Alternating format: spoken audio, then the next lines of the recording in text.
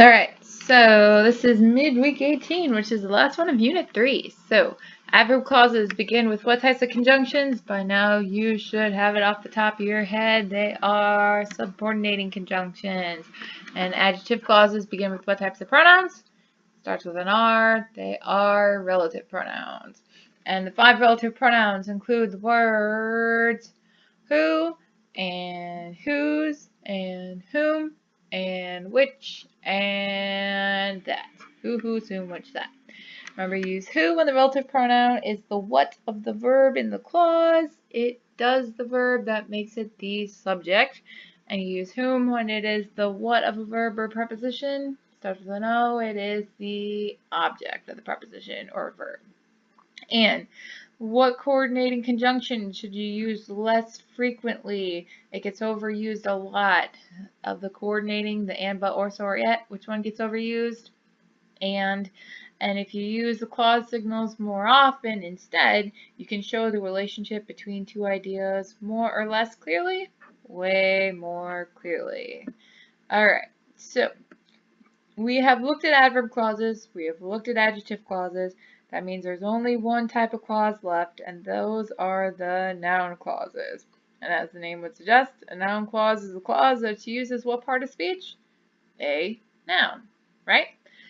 So we've seen that adjective and adverb clauses offer almost endless possibilities for showing the various kinds of what that exist among our ideas. If you're dating someone, you're in a relationship, right? The relationship between ideas. But noun clauses don't do that. Noun clauses don't really have that usefulness the same way the other clauses do. In fact, we use noun clauses so naturally that the only reason why we're going to study them is so that we can finish our picture of the 3 kinds of clauses that you would find in a compound sentence or a complex sentence. In a complex sentence. Okay, so noun clauses are used the same way as nouns. So therefore, let's review all the ways a noun can be used and way a noun can function, okay? Not what a noun is. A noun is a person, place, thing, or idea, but the 4 ways that a noun can function. So if we have a sentence, his remark puzzled us. We know the noun remark is the subject of this sentence. That's one of the ways a noun can function. And we know it's a subject because it's doing what action, what verb? It puzzled, okay? So one way a noun can function is the subject. His remark puzzled us. What he said puzzled us. So the clause, what he said, is doing the same job in B as the noun remark is in A. They are both being the subject of the sentence. So therefore, what he said would be considered a what kind of clause? A noun clause. Now, we've seen that when you take out an adjective or an adverb clause, you have a grammatically complete sentence remaining. When we do that with the noun clause, are we left with the full sentence? Puzzled us? No, not a complete sentence. So somewhere on the side of your midweek, right? Noun clauses, if you take them out of the sentence will not make sense. When you take out the sentence will not make sense. Okay? So what he said puzzled us. So the reason why we can't take this out of the sentence and leave behind a full sentence is because this is essential to the sentence. Is it functioning as the subject or the direct object? It is the subject, right? Because without it, we wouldn't know what it was that was puzzling us. Whereas, of course, us is the direct object. We raise vegetables. So the noun vegetables is functioning as the direct object of the verb raise, right? Raise, who raises? We raise. What do we raise? We raise vegetables. So that's the second way a noun can function. It can be the subject, it can be the direct object. So we raise vegetables, we raise whatever we need. So the noun clause, whatever we need, in B, is doing the same thing as the direct object in A. And what was the direct object in A? It was vegetables, right? Because raise, who raise, we raise. What do we raise? We raise vegetables. Raise, who raise, we raise. What do we raise? We raise whatever we need. So that's a noun clause. So we raise whatever we need. When we take out the noun clause in the sentence, are we left with the full sentence? We raise? No, because we don't know what we're raising, right? So would this sentence be missing a subject or a direct object? It'd be missing a direct object. Now remember, an indirect object, if you have one, comes in front of the direct object and it shows to whom or to what or for what something is being done. So she will pay the finder a reward. So remember, to find the indirect object, you first find the verb. Will pay. Who will pay? She will pay. What will she pay? The direct object of reward. Who is she paying it to? The finder. So finder would be your indirect object. So she will pay the finder a reward. She will pay whoever finds the dog a reward. So what is the four-word noun clause in B that takes the place of the indirect object finder in sentence A? It would have to be whoever finds the dog, right? Because will pay, who will pay, she will pay. What will she pay? A reward to whom? To whoever finds the dog. Now, notice, indirect objects are not essential to the sentence. I can say she will pay a reward, and that still makes sense. So if I take out the whoever finds the dog, does it still make sense? Yes, she will pay a reward. So does a complete sentence remain? Yes. So that's one of the exceptions to the rule. If it's functioning as an indirect object, you will have a sentence remaining. But most of the time, you won't. At least when it's a noun clause. So this is my recipe for fudge. This is how I make fudge. So the noun clause, how I make fudge, in B, and the noun recipe in A are both following the linking verb is. When it follows a linking verb, is it a subject complement or a direct object?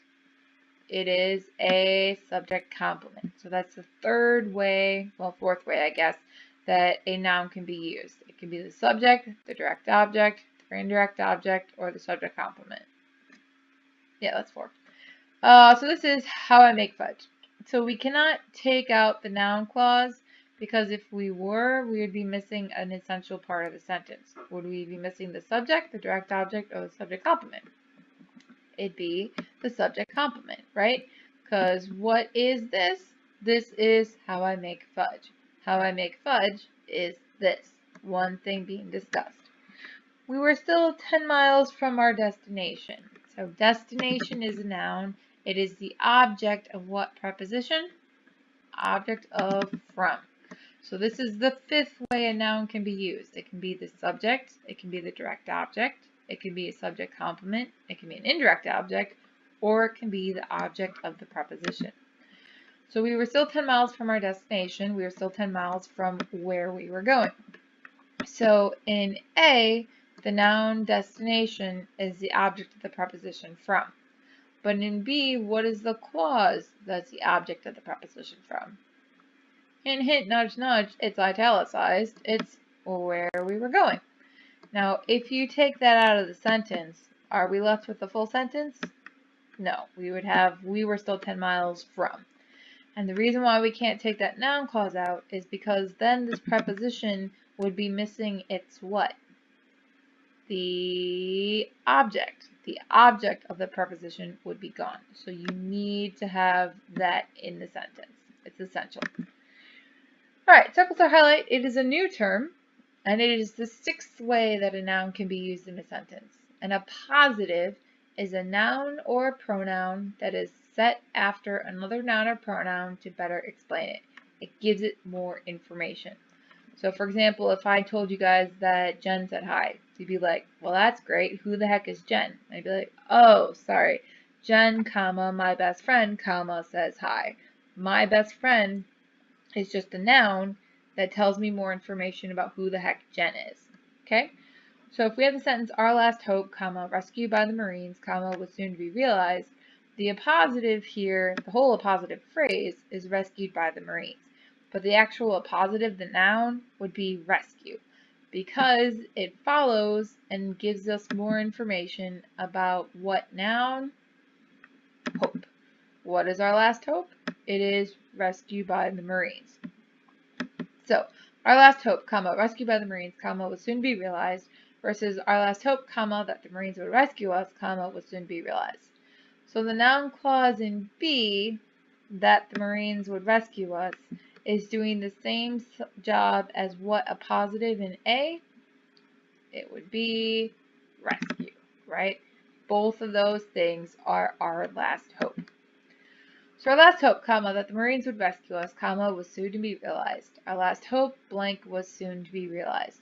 If we took out that a positive phrase, that noun clause being used as in a positive, do we have a complete sentence remaining? Yes. So circle, star, highlight this. This is important. A noun clause is generally an essential part of a sentence framework. It cannot be taken out. So if the clause is functioning as your subject, as your direct object, as your subject complement, or object of the preposition, then it cannot be taken out of the sentence.